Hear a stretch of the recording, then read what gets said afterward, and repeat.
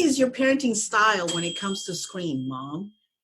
Today, I have a wonderful guest, Dr. Ryan Darby, who's a psychologist, and he's going to tell us what are the things that we're doing in relation to screens that may not be working and may not, get us to where we want to go in our family life. Hi, I'm Madlin Mangro, Coach Madlin for short. I'm your digital well-being coach, and I want to help you come up with a screen life balance in your life so that you use technology to serve you and your family and your goals for your kids. Dr. Darby today is going to be talking to us about the 4 styles that parents use in their everyday lives and how, maybe how we need to think about where we are and which style we want to adopt. Thanks, Dr. Darby, for being here. Thanks, Madeline. Happy to be here. So tell me about this parenting styles and then screens and tech. How does that work? Yeah. So psychology for a long time has basically classified parenting styles into 4 different parenting styles. And these parenting styles are very predictive of both the actions of the parents and the quality of the relationship with the child. These things together, the actions of the parents and the quality of the relationship, predict outcomes for the child in many different areas. So they predict how graduation rates, success in careers, they predict happiness, well-being, they even predict things like body mass index, so physical, mental health of the child. So these 4 parenting styles roughly go like this, and there's 2 different dimensions we'll posit it on, right? How much warmth and affection you show your child, and then on the other axis, how much control you try to exert over their behavior. So when someone has a whole lot of warmth and affection, and they show their child a whole lot of love all the time, but they don't try to control their behavior at all, they kind of let the child just kind of go, we call that permissive or laissez-faire parenting. They're just saying, whatever happens, happens. Okay. And when the permissive parent raises their child tends to feel very, very loved. However, their child has no one really to guide their behavior because the parent leaves a lot of it up to the child. And when that happens in terms of technology, they become very quickly addicted to technology. So they overuse gaming, they'll overuse social media, they'll overuse television, and they'll look for those things as reinforcers, and they'll look for those things for all the pleasures in their lives. This tends to last a lot longer. So this tends to actually go into adulthood. They'll still have these same addictions, and they tend to engage in behaviors that are, let's call them inappropriate for their age. So age inappropriate behaviors. Now, another type of parenting style is what we call an authoritarian parent. And this is the parent that is very, very strict with their child. So they try to control their child's behavior, but they don't show a whole lot of warmth or love around this. So what will happen in space of technology is their child won't be allowed to use social media, won't be allowed to use any games, won't be allowed to do this, or they're allowed to use it, but they get punished for any infraction. They get punished hard. There's a lot of control there. Now, the other side, though, there isn't a lot of love or warmth in that. So the child is just, no, you can't do this, no, you can't do this, and then it's kind of cold.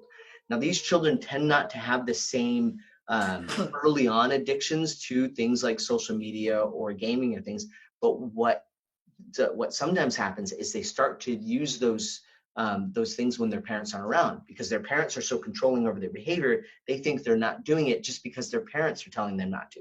So they'll go to their friend's house and they'll use these things. They'll use their friends' phones, and they'll just engage in hidden social media or screens or technology behaviors. And that in itself can be very problematic.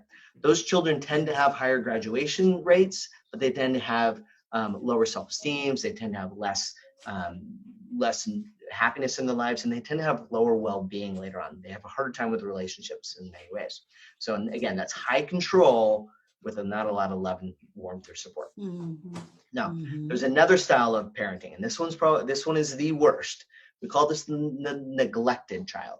So this is a child whose parents don't kind of try to control their behavior at all, but also don't show any love or any warmth. They just let the child be.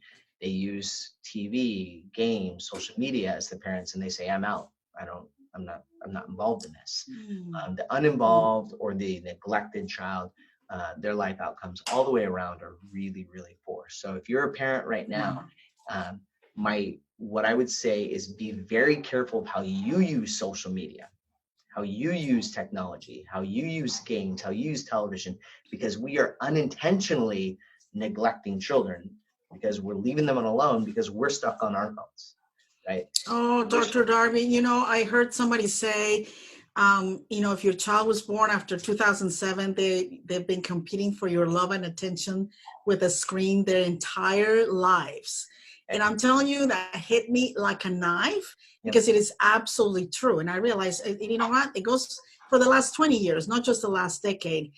My children have been competing for my attention with a screen. And it is, yeah, that's one. Yeah. And two, but as they grow, it turns around. We as parents are competing for their love and attention with a screen. And because they get immersed in that world of gaming, and they have the camaraderie, they have the stimulation, they have the the sense of accomplishment, in that world.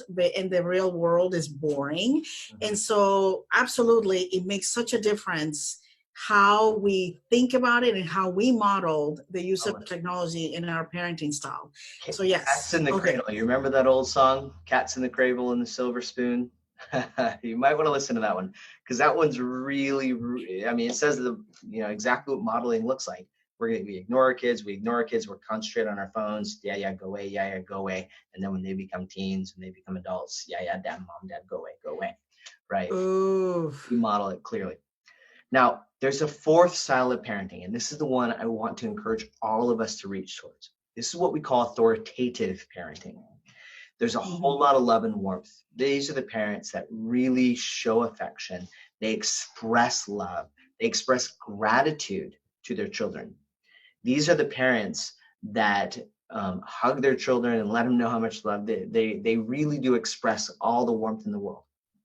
They're also very controlling of their children's behaviors. And I know that sounds odd, but they're very mindful of what their children do. They regulate. They say, no, this is an inappropriate behavior. We don't do that. There are consequences to inappropriate behavior. However, unlike the authoritarian who just say, hey, you did something bad, you're punished, I'm going to control your behavior and that's it. The authoritative parent says, you did something wrong. I'm going to show you lots of love. I'm going to correct the behavior. I'm going to show you the way forward by hugging you and loving you and giving you an opportunity to make amends. And so there is regulation. There are rules, there are consequences, but there's a whole lot of love that surrounds all these things. These children show up very well. High well-being, high happiness levels, high life satisfaction, high graduation rates, high work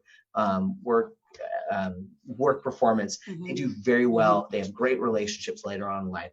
So this authoritative parent is what we want to aspire to. In the domain of technology, what that means is, as a parent, that you set up rules and consequences for those. You regulate how they use games, how they use screens, how they use social media, and you have rules and philosophies that guide your behaviors, and you reinforce those, you monitor those, you're consistent about those, and you express a whole lot of love for them, a whole lot of support for them, and you guide that behavior with love and support, not just cold, do as I say. Authoritative kids, they tend to have a much healthier relationship with technology, with social media, than kids that are raised by authoritarian, all control, no warmth, permissive, all love, no control, or neglected or uninvolved parenting, which is no love and no control. So we want to aspire towards helping our children to succeed by regulating their behavior and surrounding it with a whole lot of love. Yes, that's what we're aiming for, Mama. That's what I'm trying to go for. And I try to speak the 5 love languages in my home to my kids every single day, because one of them will hit, right? The words of affirmation, physical touch. I always encourage mamas to at least once a day hold their kids for at least 20 seconds, like those long hugs. My daughter now says, 30 seconds, Mom. 30. Oh, that's nice.